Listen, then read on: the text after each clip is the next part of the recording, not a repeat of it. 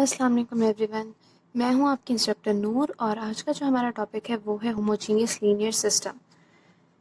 ठीक है, इसको बेसिकली आप कहते हैं homogeneous system of linear equations या व्हाटएवर। अब हम स्टार्ट करते हैं। A system of linear equations is said to be homogeneous system if all the constant terms are equal to zero. ठीक है, ये हमें पता है कि हमारे पास ये होमोजीनियस सिस्टम है। ठीक है, ये बेसिकली हमारे पास सिस्टम ऑफ लीनियर इक्वेशंस है। अब इसको हम होमोजीनियस कब कहेंगे? जब हमारे पास सारी कांस्टेंट टर्म्स ज़ीरो हों और हमारे पास कांस्टेंट टर्म्स बेसिकली ये वेरिएबल्स के कोफिशिएंट्स हैं। और इसकी जो जनरल फॉर्म बनती है वो बनती है ये।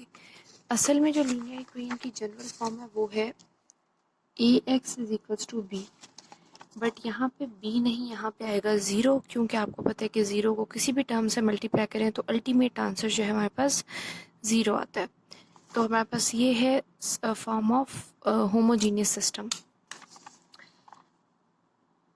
अब अगर देखा जाए तो यहाँ पे है कि every homogeneous linear system is consistent. इसका ये है कि हर वेरिएबल का आंसर जो है वो होगा ज़ीरो के इक्वल।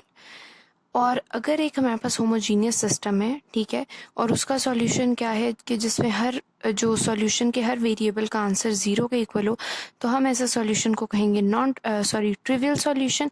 अदरवाइज हम कहेंगे नॉन ट्रिवियल सॉल्यूशन। अगर हमारे पास x1 x2 और या जो भी वेरिएबल्स हैं अगर वो नॉन ज़ीरो के इक्वल हैं तो हम कहेंगे नॉन ट्रिवियल सॉल्यूशन। और अगर वो ज़ीरो के इक्वल हैं तो हम उनको कह सकते हैं ट्रिवियल सॉल्यूशन।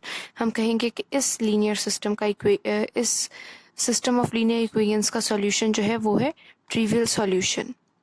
तो बस इतनी सी इसकी डेफिनेशन और एक्सप्लेनेशन थी। अब मैं आपको एक एग्जांपल की स्लाइड दिखाऊंगी और अगर आप लोगों को वो स्लाइड इजीली समझ आ जाए तो आप लोगों के लिए वेल एंड गुड है। मगर अगर आपको समझ नहीं आ रही तो मैं उसको आगे एक्सप्लेन करने लगी हूँ, तो आप वो देख सकते हैं वीडियो एंड तक।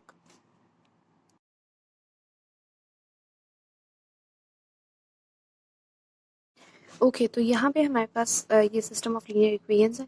अब बेसिकली हमने क्या करना है, हमने इसका पहले तो ऑगमेंटेड मैट्रिक्स की फॉर्म में हमने लिख लेना है। ठीक है, वो हम लिख लेते हैं।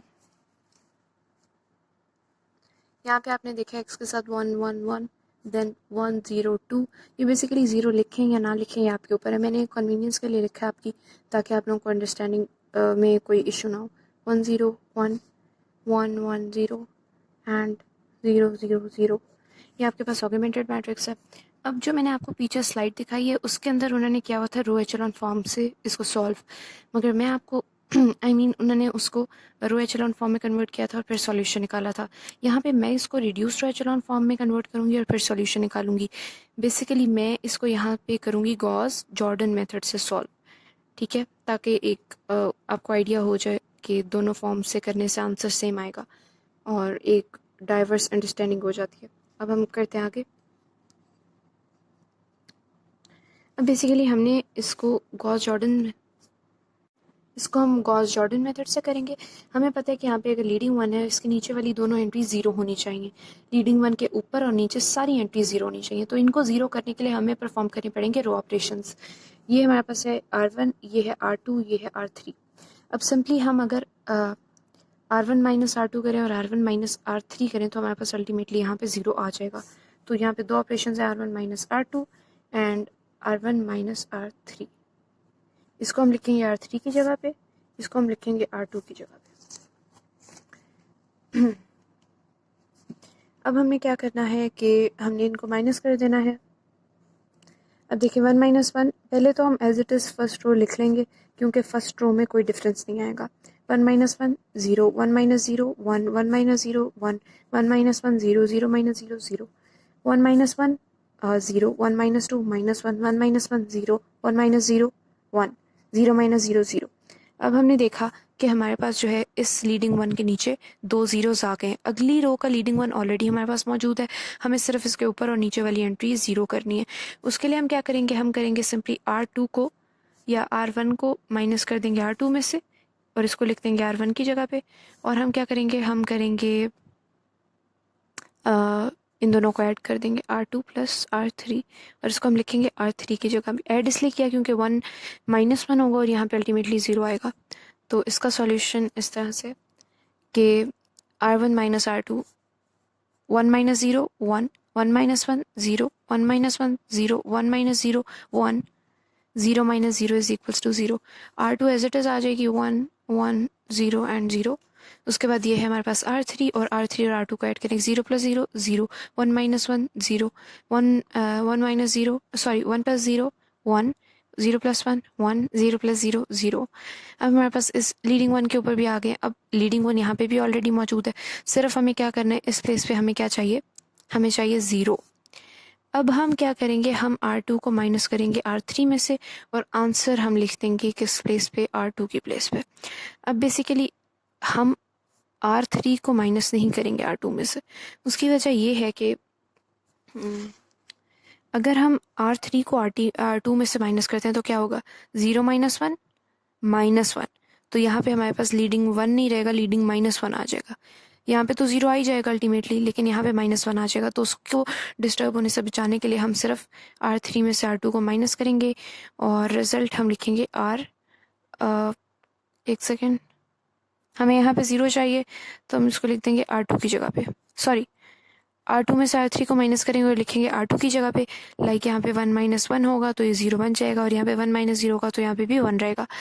तो इसका हम आंसर लिख लेते हैं. अब ये ठीक है, 1 0 0 1 0. अब यहाँ पे हमारे पास क्या है कि 0 माइनस 0 0, नीचे वाली रो तो एज इट इज आएगी ना, ये भी एज इट इज. अब 1 माइनस 0 1, 1 माइनस 1 0, 0 माइनस 1 माइनस 1 और ये. अब ये बात है कि बस हमने इतना ही सॉल्व करना था, ठीक है. अब हम इससे आगे क्यों नहीं कर रहे, क्योंकि हमें ज़रूरत नहीं है.